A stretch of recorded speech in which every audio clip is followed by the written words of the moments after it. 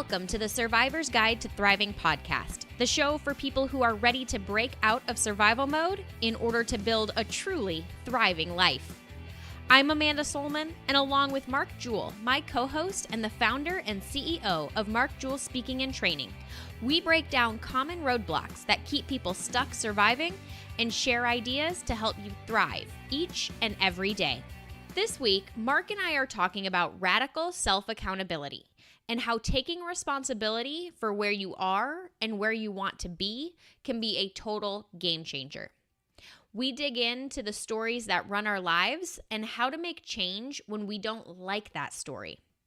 This is one of the foundational concepts we teach all of our clients, and it can apply in a whole host of situations. Enjoy the show. Mark, to get us started, radical self-accountability. Sounds super fancy. Tell me, what in the heck is that, and where does this idea come from? Very good question. So that is what I wanted to dive into today because it's something that I am seeing come up quite a bit. Certainly in my own life, I'm seeing it come up with our coaching clients here at MJST. And this is, effectively dialing back into the idea that we've got to get away from the blame game. We've got to dive out of this roller coaster of, blaming people when things are going downhill, just like if you're riding next to your roller coaster, next to your friend who talked you into going on the roller coaster. And it seemed like a good idea until you crest that first major drop. And then you're sitting here thinking, oh shit. And then you look at the other person, I can't believe you talked me into this. Right. But nobody held a gun to your head to make you get on the stupid thing in the first place. It fully comes back to you. And so here's what's really important, right? So not only getting away from blaming people for our negative situations, right? But if we're not fully owning, radically owning our own responsibility and owning our own accountability, what that means is that when you win, when things go well, that means that you're also not fully responsible for that. And so what I like to say, and this is just how, what I've created for a standard in my life, is I'm not willing to let anybody else be in control of how I feel or get the results that I'm creating, that I want. Anytime that I put that, give that ownership or put that accountability over on somebody else, what that means is that I'm no longer in control. I'm not driving. And so that's one of the things that I really wanted to dive into today with this podcast is to help people start telling the story or continue telling the story and maybe even enhance the story to help them have more of what they want to be living in. So that's the direction I wanted to tee us up with here today, Amanda, because I just see too many people living the blame game. It's all over the news. It's rampant in society. It's 90% of the population blaming everybody else for something else, and it's just a bunch of crap. We got to move on before we can move on. Yeah. Well, and the other thing I just want to layer in is because of those things you just said, right, that it's so rampant among all of us, is that it's really hard to catch ourselves sometimes because we don't even recognize we're doing it. I think of how often we say things like, oh my gosh, that person just made me so angry, or, oh man, they just, whatever, they made me fill in the blank. Right. And it's not out of I'm specifically going to blame someone else, but it's just so natural to say however I feel is because someone else did something versus saying, yeah, they did this thing, whatever this thing is, but I made a conscious choice as to how to react to it. So I just want to recognize that it is challenging to kind of change that behavior because it just comes so naturally to just let it roll off the tongue that way. Yes. And I'll caveat this. This will easily be one of the most challenging concepts that we probably have ever taught in the 62, 3, 4 episodes that we've recorded now. I don't even know where we're at. But between the stuff that, the interviews that you've done with Wade and John and Christina from our team and the other interviews that we brought in with outside resources, this concept here today, fully owning your shit is going to be easily one of the most challenging that you'll get into, because what this really means is that whatever happens to you today and going forward is completely on you. Like, that's on you, not your CEO who said this and that made you feel X, not your wife or your husband who did this and that made you happy, angry, sad, lonely, scared, whatever, like all the feelings, all the emotions, right? Like, you get to own 100% for how you're feeling, how you're acting, how you're showing up, where you're showing up, what kind of results you're producing, your relationship with your spouse, your relationship with your coworkers, your relationship everywhere in life. So this is like literally owning that, and then starting with that as a platform, being able to build the story that you want to be living. Yeah. And so, Mark, I know that for you, this concept has really grown out of something Jack Canfield wrote about in his book, Success Principles. So tell me a little bit more about kind of where that started and how it continues to evolve for you, for your clients. I'm just kind of curious on that background. Yeah, absolutely. So, years ago when I was going through a tough time, this is going back 6 or 7 years ago when I just was, just turned 30 or was about to turn 30. And quite frankly, like, I wasn't happy with the story that I was living. And, so some of you that are whatever watching this on Facebook, maybe hearing some of this for the first time, some of you that are listening to the podcast, may not know all of the backstory. But, frankly, when I'm going to have my 37th birthday here in a couple of weeks. And so it was about this time, call it 7 years ago, when I was just pretty disappointed with the overall picture of how things were showing up, financially, in my physical, being, fitness wise, in my business. Like, I didn't have the level of significance that I felt I should have in my career. I didn't have the money I felt I should have in my career. The story that way was not super positive. At least I wasn't, living in something that I wanted to be living in at that point. Relationship was tough at home. It was all the things, right? It just felt like I had been, I got out of college and went into my career, and then I spent 7 years kind of getting beat up. That's kind of how I felt. Now, there's not that all of it was bad, and it's not that all, it wasn't all. We had a lot of great things, got married, had kids, did a lot of cool stuff in that 7 year time frame. However, I just wasn't happy. I wasn't happy with the story that I was showing up with. And so one night I'm sitting in a hotel, and I had literally taken a book that my wife had at home at the time that Vanessa had here called Success Principles by Jack Canfield. So for those of you that don't know Jack Canfield, he and Mark Victor Hansen wrote the Chicken Soup for the Soul series. I always say next to the Bible, Harry Potter and 50 Shades of Grey is the most successful book of all time, right? It's like fourth place now. So, but these guys know a thing or two about being successful, because, when Mark Victor Hansen and Jack Canfield were trying to get their book sold, they were trying to sell this idea. They literally got rejected by like 145 authors.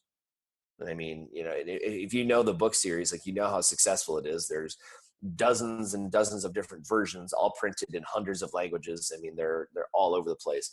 And so what happened is, they had this great level of success. And then years later, Jack Canfield wrote the book called Success Principles. There's 36 principles. And so, back to the story, I'd taken this book, that my wife had at the house. And I was at the hotel one night when I was on a trip for work, and I started reading it. And in the very first principle of the book, I mean, literally not even 30 pages into this thing, he gets into all the principles. Principle number 1 is that you're 100% responsible for everything that happens to you. You're 100% responsible for everything that happens to you. And I'm like, bullshit. Right? Like, I don't make, that person treat me that way. Like, I don't tell my kids to give me, a hard time or to do the opposite of what I say. Like, I don't, tell my wife to get triggered when I don't get the lawn mowed on time or don't take the trash out or whatever. Those are the proverbial things that, create conflict, or when the money gets tight or whatever, I don't make that stuff happen. And so as you read through the book, though, suddenly you start to realize, oh, yes, you do.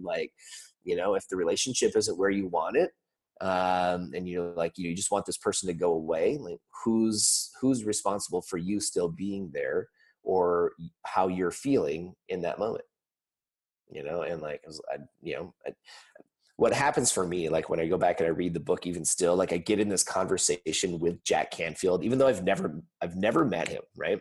Never been in one of his trainings, never done, but I get in this conversation. I'm like, Jack, am I really, accountable for, what's going on here? And, the basic premise is like, I mean, I can't necessarily control the fact that we had a thunderstorm this morning, as I'm going to the gym. I can't control like necessarily how my wife feels when she wakes up in the morning, or what her attitude is going to be like, or how my kids are going to react all the time. I do get control over how I react to it, what my mindset is, how I take that all in, right? And so if your thoughts, right, and they're your thoughts, they're not somebody else's thoughts. Like literally nobody else can put a thought into your brain. Somebody can make a suggestion, somebody can do something, they can say something, but the thoughts that happen as a result of that trigger are 100% yours. And so, as I'm reading through Jack's book and I'm thinking, Jack, am I really responsible for all like my financial picture? Like sometimes the deals just don't go through, right?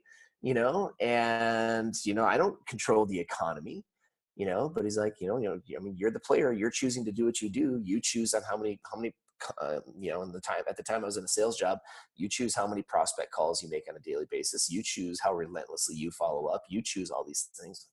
Shit, it literally like put me in a situation. I was like, wow, like I really am in control of all these things. And so that was the beginning. And I'm not going to claim any level of perfection on what we're talking about here today. Like, guys, like this is a constant growth for me, for everybody on our team, for everybody that's involved with us. I mean, this is a thing where it's, it's just a matter of choosing the mindset of, I'm not going to allow anybody else to be the dictator, or to be the dictator of like how I'm going to feel, or how I'm going to be acting, or how I'm going to be reacting throughout the course of the day. What it basically says is, this is your life, these are your relationships, this is your body, this is your nutrition, this is your business results, this is your spirituality. Whatever results you have there are yours. You have created those results. And any time that you spend blaming somebody else for your results is simply an indicator that you actually care more about what somebody else thinks than what you think. You care more about what somebody else has done than what you have done. And it actually, it causes you to leak energy. Like literally it drains you of energy to be focusing on blaming. And so that book for me was the catalyst to recognize the concept. And then once I understood, like I'm 100% responsible for all the things that I'm experiencing, how I'm experiencing them, how I'm showing up, the results I'm creating. For me, that was the moment where everything really started to shift, because it put me back in the driver's seat. And even though I've had plenty of days where I was like mad, or I was blaming somebody for how I felt, or, ticked off at my wife, or got upset with my kids, whatever. The other day I lost my shit on a scooter because I stuck my toe on it in the kitchen where it's not supposed to be. I mean, even though these things like will happen, what I know is like, I don't allow anybody else to be in control of the direction that I'm heading. And when I pull on this radical self-accountability, everything shifted. Everything, everything in the business, the people, the customers, all the cool things that we've been able to attract, everything shifted. Absolutely. Yeah. Now, so you talked about, your thoughts, your reactions, and all of those are just simply a part of, the story that is driving your life, right? And there's probably multiple stories at play there. And one thing we always talk about, and as part of this idea of taking 100% responsibility, self accountability, is that if you don't like the story that you're living in, you get to change it. Right. Right. And so talk to me a little bit more. We talked about thoughts, we talked about reactions, but break down for me what all goes into creating that story that's really driving a lot of your behaviors now as an Right. adult. Yeah. So we got to go back in time just a little bit to before any of us was like, say, 9 years old. So in the beginning of your life, there's a lot going on. There's tons of cognitive development happening, physical development, all the things. And so as a part of that, your brain is literally kind of wiring itself together and developing preferences even before you're born. And so during that time frame, what we now know is like roughly 95% of your neural pathways that will sort of drive your preferences, the neurological hardwiring, if you will. We know that about 95% of that is basically baked in by the time you're 9 years old or so. And some people will even go so far as to say 7. I'm seeing some new stuff now. I just don't have the research to back it up. And so that's interesting, right? Because if you look at the core of that, like we're literally making decisions as children based on the experiences, based on the energies, based on what's going on in your environment about that are going to impact you for the rest of your life. And so it's like I'm going to build the ship that I'm going to drive for the rest of my life before I know what a ship is, right? Before I really even know what that looks like. And so that's just a really important piece to get. So that piece is important. So now to build on that, think about when something happens. Like I always use the example when we teach this in the classroom, use the example of road rage, right? So somebody cuts you off. Now, nobody blames you if you get like super pissed about somebody who cut you off, ran a red light, or did something to make you feel unsafe. That's basic sort of like survival mechanisms in the brain. Nobody really gets upset about that. Yet, what we also know is like, my experience and like, if somebody cuts me off or goes in front of me, like I may very well like tailgate them just to make a point. Like, let's make all of us more unsafe in order to make the point that you shouldn't have done that, right? Yet your experience, man, that could be completely different. Like, wow, that person's really like, they must be in a hurry. I'm going to make sure that they, I get out of their way so that they can get on to wherever they're going. So we all have a very, very different experience, based on whatever the trigger or whatever the stimulus is, because the creation of your 95% was very different than mine was. Where you grew up, when you grew up, the environmental factors, the parental factors, the grandparents, the things that happened to you at school as a kid, that was different for all of us. Like we all had that really unique scenario. So when something happens, let's say a trigger as an example. What I mean by a trigger could be a happy trigger, something that happens that gives you joy or makes you giggle, chuckle, laugh, whatever. And then something that gives you like maybe anger, rage, mad, sad, that's bad, that shouldn't happen that way, whatever. That there are triggers that create that too. So that's what I'm talking about. What is the event, the thing that happened, the thing that you experienced? And so very, very quickly, because of this whole 95%, here's what goes down. You have a thought, and that thought is basically baked in. Like you have a thought that something should be this way or something shouldn't be that way. And so if you think about like when you're driving and you're going down the interstate at 80 miles an hour, and all of a sudden, somebody swerves over towards your lane because they got hit by a gust of wind, like you can go instantly pissed. Right? You could be like driving along, listening to the Survivor's Guide to Thriving podcast, having a great day, right? And then all of a sudden, like, boom, like you can go from 0 to pissed in a very, very short amount of time. Why? Because that thought is that fast. It's incredibly quick. So what happens is that thought actually creates a feeling in the body. When you're experiencing joy or elation or sadness or rage, those are feelings. You actually experience those in your body. Like sometimes like your jaw gets tense, your shoulders will be up, you start to get tense in your back, all the things, right? And then like you literally feel the sense, like the anxiety in the body as an example. Or you can feel like when it's something happy, if it's a happy trigger, right, it's light and airy and it just feels like it's fun, you're giggling and you're relaxed. So there's all these different little neurochemicals in the body, biochemicals in the body that are helping you feel this. And so that trigger produced a thought. That thought caused your brain to kind of produce a feeling all throughout your body, which then interprets back as feedback. And then we make a decision on what we should do about it. So this is the moment where you decide, I'm going to tailgate that person because they just cut me off. They swerved over in front of me. Or I'm going to speed past them and give them a finger because that's always the best solution. Right? Or whatever it is. Or you can, I'm not going to go into all the different types of triggers and all the different things that can happen, but you have that response, right? So a lot of times what we think about is like, when somebody did this, then I did that. Right? But there's these 2 steps that have to happen in between, which is there's a thought, and it's faster than the speed of light, I think. And I don't have the proof on that. I just know it's incredibly quick. And then that feeling is quick to follow. And those are just literally kind of hardwired in the body. If you got mad because somebody cut you off, nobody like blames you. If you got sad because you got fired, nobody's going to blame you. If relationship is on the rocks and you're complaining about it, like most of the time, nobody will call you out based on what's going on, right? Because it's just, people are kind of normal. It's maybe similar experiences, but not always. So here's what starts to happen over time. We have our triggers, we have our thoughts, we have our feelings, and then we take an action. That action will always produce a result. The result is going to be whatever, whatever the outcome is based on the experience. It could be a null result. It could be a positive result. It could be a negative result, whatever that is. And then that result serves as another trigger, which you have another thought and feeling. And so this is where winning streaks come from. So when you're winning, you're like, you literally can't screw up. This is what's happening. And then when you're on a losing streak and it's like, man, it's like, could anybody be screwing this up any worse than I am right now? We be honest, like you've all had that thought, right? We all have had that thought at some point in life, like nobody could be screwing this up as badly as I am.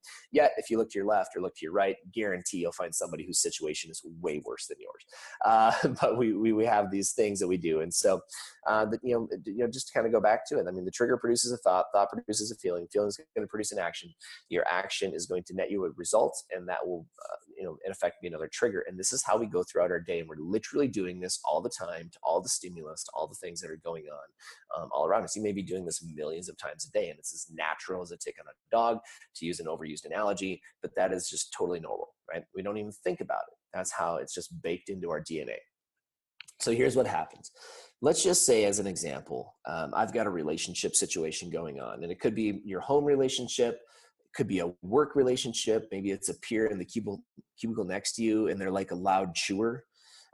Maybe it's like, something that your CEO does and you feel like they're hiding information from you, or you never get the full story. Literally just had a conversation with somebody on the phone right before we recorded this podcast where, they literally got lied to about their CEO they were told he left on his own volition, only to find out that he was forced out. And so, what does that do for the trust? What's the story for the employees about the new person who suddenly is in that old person's role, and that old person was very well liked, right? So now all of a sudden, based on that trigger, we have some thoughts and some feelings, right? And that causes us to maybe take action, or in many cases, this is where disengagement comes from in the workplace, is we don't take action, or we procrastinate on action, or we half-ass the action, or whatever. And so then we start to create a story around that. And so this is effectively what we in our world call the story framework. This is how we create our stories. And so when she does this and you think she shouldn't, right, you have a story about that. When he does that and you think he should or shouldn't, you have a story about that. And what's kind of funny about these stories, right, is like, and because of the way our human brain works, what's funny about these things is we start to get into like, if my story about you is positive, I'm more likely to look for the things that I like about you and highlight those. Right. And so, and then if I get into a story about what I don't like about you, then I start to look for those. By the way, it works on you, right? So each of us has a story about ourselves. And this is a thing that we may commonly refer to as self-esteem, right? But when we have a positive outlook about our current story, you'll start to look for the things that support a positive story. When you start to get down on yourself, you're down on your luck, a couple things didn't go right, whatever, the common thing around here is like, we're training a puppy, and so the dog craps on the floor. Like if you walk out of your bedroom in the morning and you step in a pile of poop, like that could trigger like a whole negative series of things throughout the day. Why? Because we start to look for things going wrong, right? We start to look for evidence that supports the story that says that things aren't going to go right. So let me tie this back to radical self-accountability. If you don't like the story that you're living in, then it's time to start going to work on changing the story. And we can talk about the how-to in a minute, but I want to like drive this point home. If you don't like the story that you're living in life right now, if you don't like the story about your relationship at home right now, if you don't like the body that you have right now, if you don't like your energy level or your nutrition, or if you don't like the way things are going on at your company right now, then it's time to start telling a different story. And anchor that in hard, because guys, you're the only one who gets to determine what your story turns out to be. At the end of the day, you can blame all you want, and then your story will be one of how you blamed your life away and put that in control of everybody else. But if you want to have the epic love story, the epic hero's journey, the epic, movie that is you as the central character of your personal movie, then you get to start telling the story that you want to live. And in that, I think part of it to remember is that changing the story to me can come in two different ways. Like, one, you can literally just change how you look at the exact same situation, right? So, like, nothing about the situation necessarily has to change. You can just change how you see it. So, maybe you look for different things in the situation, or you try to understand why people are doing the way they're doing what they're doing, in which case you see the situation differently. Or you can literally, which we're going to flesh out here in a minute, a little more in a minute, change the actions to actually change the course of events that are happening to reinforce or create this story in the first place. So, really important stuff there that all begins with you and with a choice that you have to make. Absolutely. So, Absolutely. Mm-hmm. Uh, I thought it was really funny. So this morning I was listening to a new audio book called Kick-Ass, which is by Mel Robbins, who did the 5-second rule book. And she actually talked about a very similar cycle. It was much more simplified, like triggers and behaviors in a cycle. But it's just so funny how some of these concepts show up. What we call the story, she calls patterns. Like it was just kind of interesting to see the overlapping recognition. But I do want to dig in a little bit more. So you said, right, like if you don't like your story, then you get to change your story, either how you look at it or literally the series of actions, triggers, reactions that are occurring within that cycle that we talked about. So Right. from your perspective, if someone says, I don't like what's going on in my marriage, or I don't like what's going on in my job, or I don't like what's going on in my body, or whatever, where do Mm-hmm. they start to make some progress? So let's go back to the framework, right? So everything that we do always revolves around different frames or frameworks that allow us to identify where we're at. So let's just say I don't like the story in whichever area of life you don't like your story. Well, we've all probably got one. I know I've got a couple. So there's two places that are ideal to disrupt the cycle. One of them is immediate, and we'll give you a short-term fix. And then one of them has what I call a slow burn, right? It's got a longer-term effect. And so the number one place is to just go to that cycle, the trigger, the thought, the feeling, the action, the result, the trigger, the thought, the feeling, the action, result. Go and look at what action could I immediately take in order to start getting a better result. I'll just take whatever. A lot of the stuff that, even like when it comes to getting results in the corporate space, a lot of the times when I'm working with guys, it has more to do with the relationship at home not being on point. That's causing a lot of the struggle. So if I can deal with the stuff that's going on at home, magically, a lot of times the stress comes off at work and I start producing more. Just kind of an interesting observation over time. But so let's just say I don't like where that relationship is today. And I might ask one of our coaching clients, like, okay, well, when's the last time you took your wife on a date? And then there's the long awkward pause after I ask the question, and it's because a lot of times, I mean, with some of the, if somebody comes to our program who's been married for 30 years, it might've been 20 since they really went on, hired the babysitter, like bought flowers, planned the dinner, like made it happen. Right. It's a common goal that people have coming out of our programs, with our 12-week coaching program. A lot of times they're like, I'm going to do 6 date nights in the next 12 weeks. I need to start dating my wife again. And some of them are concerned. They're literally concerned because here's what happens. They start to get worried about, if I ask my wife out on a date, she's going to wonder what I'm up to. She's going to wonder what I did wrong. Right. But that's part of the story. And this is one of the reasons that people don't take action. But number one thing is just plan a date. Literally, it's that simple. Tell her, hey, on Thursday night, I've got a reservation for us at 7:00. Here's what you need to wear. Take control of that situation, take a different action. Next time, maybe you guys can plan something together. You can have fun with it. It can evolve.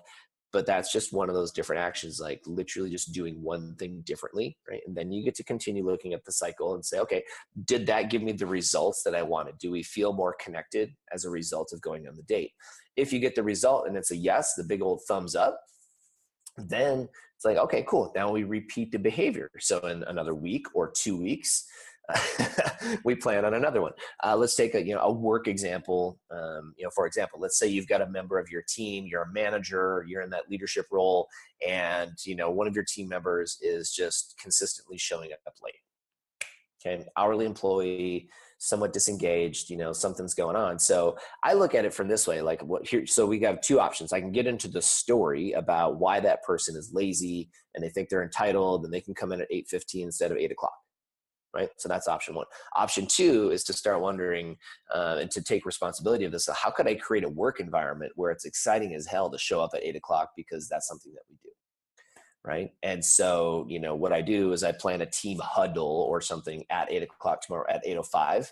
And, whatever, I'm going to unveil, kind of a new policy, new something that we're going over, like, try to sell it as something that's more exciting than policy. But, we put together something that we get to do as a team tomorrow morning at 8:00. And all of a sudden, if I can win in that 8:00 timeframe and help that person have a positive experience and help them feel like they belong, maybe actually recognize them in front of the group for something that they did well, even though they showed up late, and that's what's triggering you. Now, all of a sudden, I'm having a positive experience, and subconsciously, maybe I start to make a better decision about what time I show up. Obviously, we can just have a conversation and say, hey, is there a reason that we can't, get here by 8:00 because that's the start time? Let's get to the bottom of that. Like, let's be supportive rather than just making the assumption that they should have it all figured out. What you don't know is that they've got a sick kid at home and they've got to take some stuff, or their spouse just left and now they got to do all the drop-offs in the morning, and they just literally can't get it done before 8:15. Right? Because a lot of times they're not going to share that with you. So we start disrupting the cycle, the pattern. If I don't like the story that I'm living, then number one, what action can I take right away? So let's flip over to the other side, kind of the other. Let's go to, I call it about 3:00 on the on the story framework. If you think about it like a circle, like a pattern. So let's go look at what are the thoughts, right? So here's what I did when I turned 30 and I wasn't happy with what I was experiencing. Okay. When I wasn't happy with what I was experiencing, the one thing that I knew I could do, the action I could take, was to get up early in the morning and start taking in positive content. So I'd literally go on YouTube. I would watch positive motivational speakers for like an hour while I drank my coffee between 5 a.m. and 6 a.m. That was the action that I took. Magically, over time, what started to happen is we started to experience, I noticed that there was opportunity where there wasn't opportunity before. I started to notice more positivity in others. I started to notice things that I didn't see before, that I was blaming the economy or blaming other people about not being there, and suddenly they sort of showed up. And really what that was, it was a result of so much reprogramming that was actually going on in my brain. And so over time, I now take in more than an hour a day of content on YouTube. I literally have it just playing in the background almost constantly, or podcasts or audiobooks or reading books or coaching calls and study groups and the different things that, that I've programmed into my life. And it's literally altered thought. Like, in a lot of ways, I don't even recognize the guy who existed 7 years ago, because I've done so much of the thought reprogramming. And that there's a whole rule of 95%. I can easily fall back into my old habits, my old patterns, like tomorrow, if I were to stop doing these things. But I really like what I have now. I really like the results that it got me, so I continue to do more. So those are the two ways that we can take a play on the story framework and say, okay, so I have this story in my life and I don't like it a lot, right? Maybe I hate it. Maybe it's just something that I want to tweak. Doesn't matter. Okay, so what is the story? Number one, take a different action. Just do something differently. Even if you don't know if it's the right one or not, don't overanalyze it. Try something. Okay, you can research and try stuff if you really want to go all in. There's a lot of different things that you can do. And then the next thing, the next piece is to continuously, on a daily basis, do what you can to take in something positive, to put good things into your brain. And we basically say this, good shit in, good shit out. Right? If I put good content in my mind, I'm going to produce more good stuff. It's just the way it is. If I put positive content, I'm going to have more positive thoughts. If you're going to bed every night, falling asleep, watching Walking Dead, season 5, or for me at the time, back when I was 30, it was Sons of Anarchy, which by the way is still an epic show. And I did watch all 7 seasons of Sons of Anarchy. But I took them in much slower once I started producing positive thought, and I didn't go to sleep with that as the last thing going to my brain. But here's what happens when you have violence and gore and negativity going into your brain right before you go to sleep. Guess what? You wake up in a different mood. You wake up in a different energy, and you start looking for things like that to occur in your life. So that's how we take the angle on using the story framework to literally start changing your story. Yeah, absolutely. I had a really good example of this in a coaching group recently where I had one client who it was a professional situation where like really running into some burnout issues, like working all hours of the night, starting back up first thing in the morning, trying to continue to work with customers who just weren't returning on her time or treating her super well. And so it was just like constant stress, constant tired. And we kind of looked at it from this framework and said, okay, what do we need to do to change this, to fix this? Because we can recognize that it's not working, but like the what to do was kind of a struggle point. And so one thing I think is really important is to remember that it's going to take multiple angles. So it is going to take just the tactical, tangible, boots on the ground action and the mindset digging into what's going on. So on one hand, from a tactical, tangible standpoint, we started saying, you know what? You're back in the office by 3:00, 2 days a week. And after 5:00 on Friday, no work. Don't want to hear from, your boss doesn't want to hear from you until, 8:00 Monday morning. Right. We had to really super tangible boundaries to create the behavior change in the short term.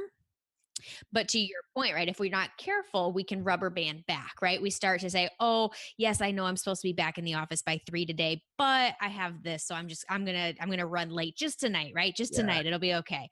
And then we start to rubber band back into our old patterns and habits. And so that's where we started digging into the mindset thing. So on one hand, it's taking in more positive content, surrounding yourself with positive people, maybe letting go of some negative people who are not bringing any value to your life, but also digging into kind of the whys of what's driving that behavior in the first part. So, what are you afraid of happening if you don't just work, work, work, work, work? Or, who are you afraid of having judge you for not getting the sale or not getting what? So on one hand, yes, we can set the boundaries of, I need to stop working after set number of time, or I need to be back in the office. But if I don't tackle, the fear of judgment, the fear of, letting people down, the fear of failure, those boundaries in the long term will disappear. And so making sure that when you're changing your story, you're coming at it from both sides of, yes, the tangible tactical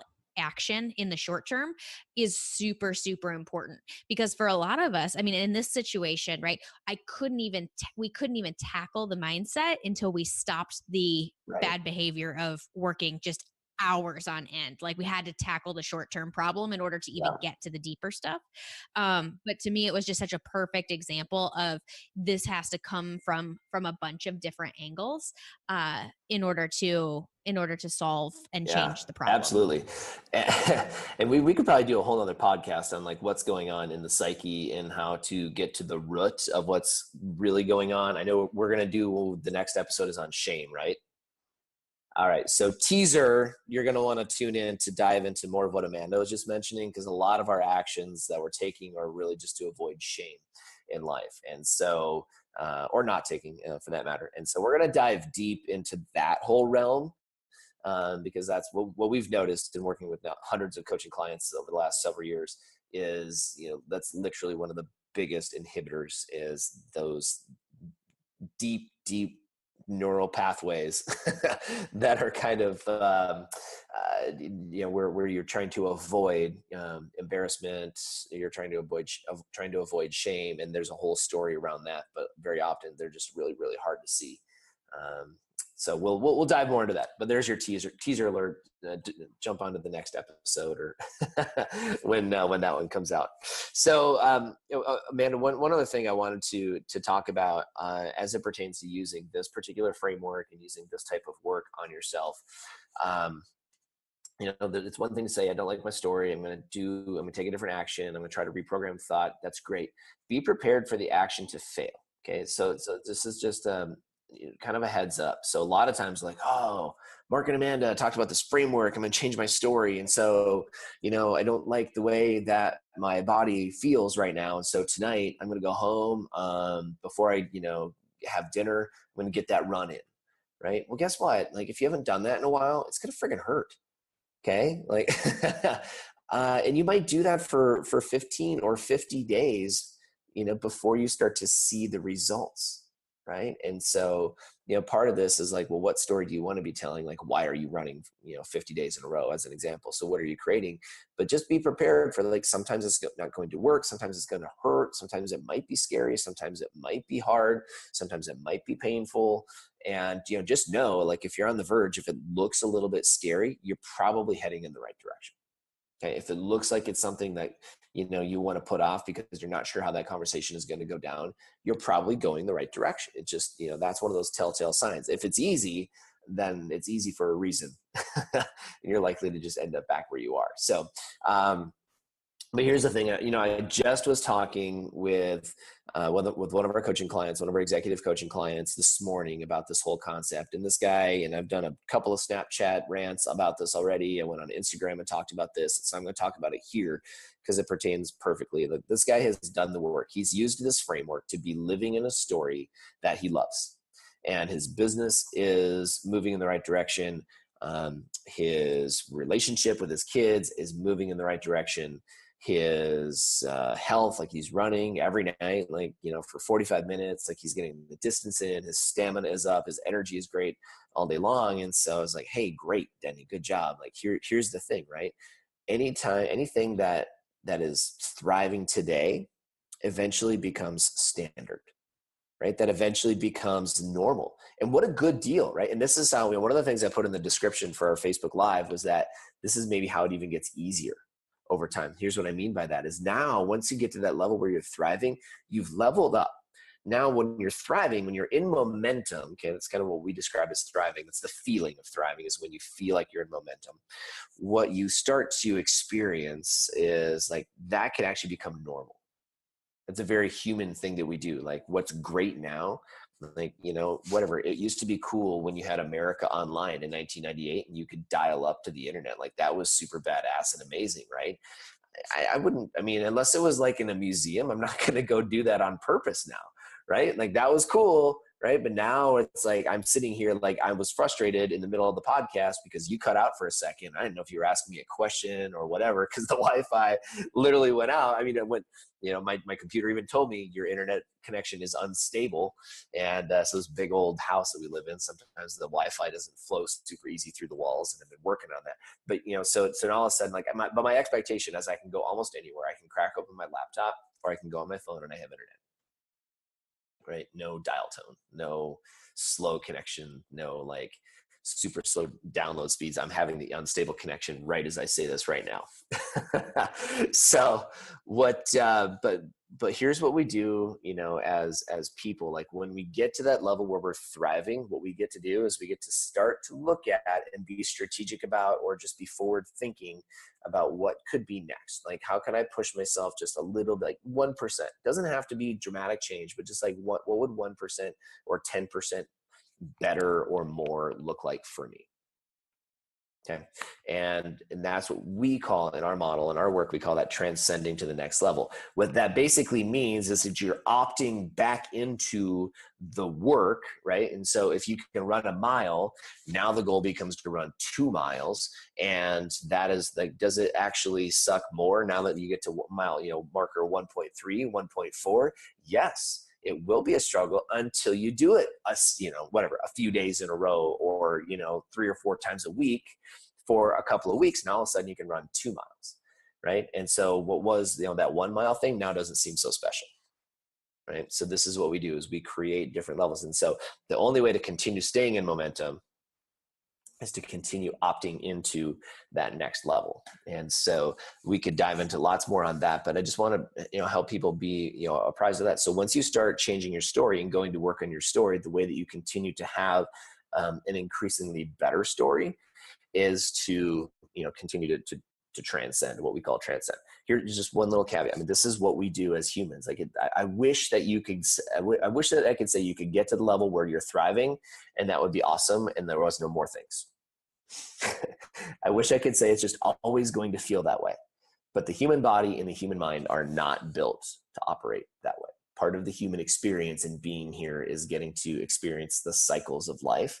So what we encourage people to do is to take control, radical self-accountability, and actually be in control of what story you want to be continuing to tell, and actually be purposeful about it instead of reacting to what you don't want.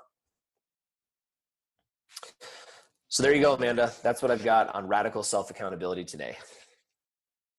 Awesome. I wanted to add just one more thought on this, because so early on we talked about like the 95% account or hardwiring, right? And so, all of that's kind of your childhood laying the groundwork for how your preferences, behaviors, opinions, how they've all been formed.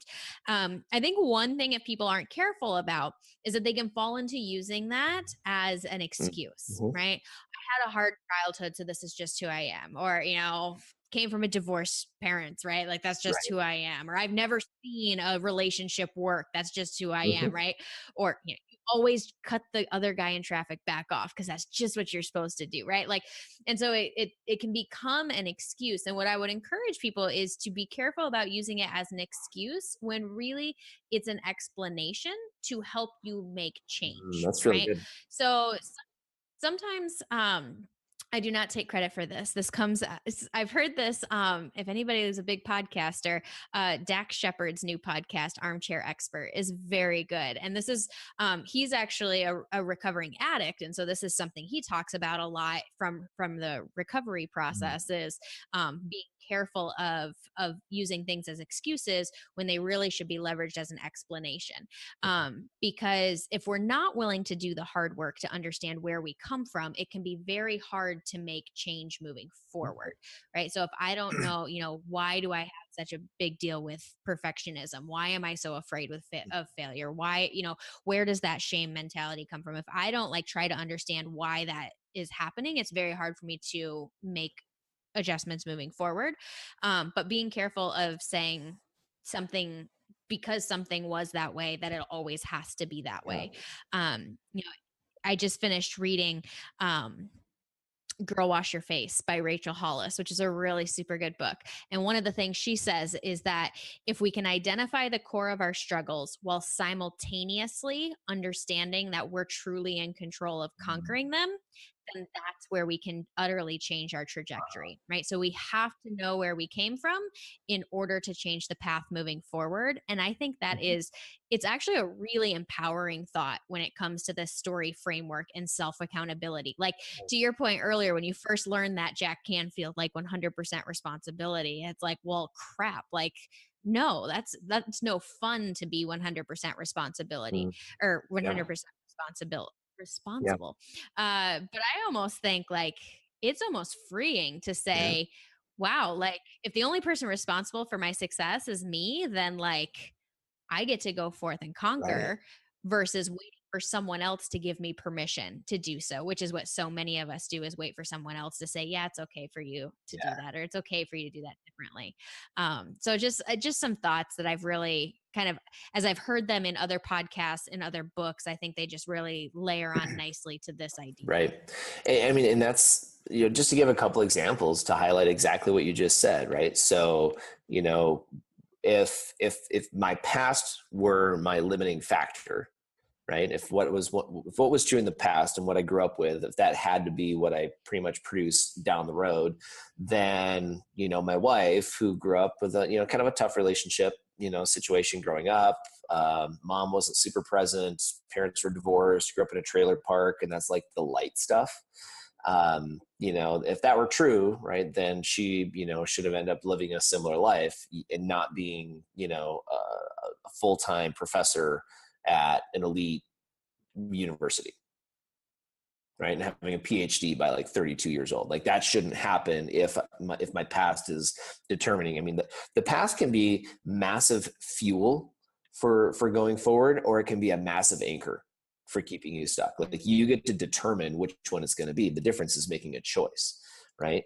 I just think about like where I'm at in the fitness thing right now. I mean, 4 years ago, 4 years ago was the first time I hired a trainer to help me get better at doing, fitness and nutrition. And, my situation at that point was, 178 pounds, 23% body fat. And, today it's, a couple 100 pounds and, 11 or 12% body fat, and I can do things. And I'm training, I'm training for Muay Thai and, going to fight in a tournament and just do different things. Like there was, my history was not that. I mean, I always been into sports and always been athletic, but that was like, because I was this way or because nobody in my family's ever done this doesn't mean that I can't create the story. So this is literally what we're talking about. The whole point of this: radical self-accountability, choosing into the story that you want to be living, and not letting anybody else be the dictator over what that gets to be for you. And we see this time and time again in the corporate workspace. People who are stuck in a story that, well, because my boss is this way or always has been that way, I can't have a different story with him or her. Because they treated me this way, or because my company always does this, like I can't live a better story inside this place. And so what do? I go looking for a better story in a different book, which means I go to a different company, right? And then guess what? Inevitably, and this is almost 100%, almost always what happens, unless somebody makes a major life change in between leaving one company to go to the next in order to improve their situation, they almost always end up back in the same situation within 18 months. It's consistent. And we have seen people that have been part of our program, whatever, they leave the company that they're at because they just can't wait for life to get better. They go to that next, I know a situation very well with one of our clients where, this one guy left to go to another company and, because the grass is going to be greener on the other side, running from the problems, moving into another story without fully addressing why that story was the way it was, and has now been fired from that other job because they just kept recreating the same stuff because they're stuck in the story. They're waiting for somebody else to make it better for them. And that is the complete opposite of what we call radical self-accountability and owning your stuff 100%. So good thoughts, Amanda. I love it. All good stuff. All good things. Excellent. Any other thoughts on this topic that you want to layer in? I really don't. I think this is good. And I know that, those of you listening to the podcast, whether it's, you're live with us on Facebook right now, or you are somewhere in the world driving on your way to work and listening to this. Here's the thing, guys, like just own your shit. If you don't like the story, go to work on the story. If you don't know how to do that, we have a Thriving Leader event coming up on July 25th and 26th that you need to be at. So come join us in Omaha and we can help you dive into some of the story stuff and see how we can help you, or how you can help you go to work on your story even a little bit better. So that's coming up. We're to the point now where we can start talking about September events. I know we have, I think we've got an Army, right? In September, do we? No? You can't spring this on me without having my calendar. There are events, and you can call it anything. There are more of them coming up in the fall. The next big one is going to be in July, guys, here in Omaha, July 25th and 26th. So get your people over to that thing. The events keep getting bigger and bigger. We just had 30 people at the live event last week. We know that we can handle more, so we'll take the limit off, and we'll if we need to get a bigger room, we'll get a bigger room to get all of you guys in there. So please come hang out at the Thriving Leader events. For other information, more podcast episodes, to see the other 64 episodes or whatever we're at now, to get the blog posts, all of our book recommendations. We've got a lot of cool resources and downloads and manager guides and leader guides and sales guides and different things over at markjewelltraining.com. So jump over there and take a gander, take a look around, markjewelltraining.com. We've got that. And get excited, you guys, because pretty soon you're going to be able to download the Thrive Today app onto your phone. So stay tuned for more information on that. But I wrote the contract yesterday. We are on our way to building the Thrive Today app, and it's going to be next level. So get jacked about that. I say everything else is just surviving, my friends. It's your time to thrive today. So let's go get it. Thanks again for tuning into this week's episode. If you like what you heard, make sure to jump over to Apple Podcasts and leave us a rating and review. We appreciate the feedback, and it helps other people find the show. As always, if you're looking for more resources to go from surviving to thriving, check out our website at www.markjewelltraining.com. That's Jewell with 2 L's. And you can find us under Mark Jewell Speaking and Training on all the major social networks. Remember, survival is dead. It's your time to thrive today. See you next week.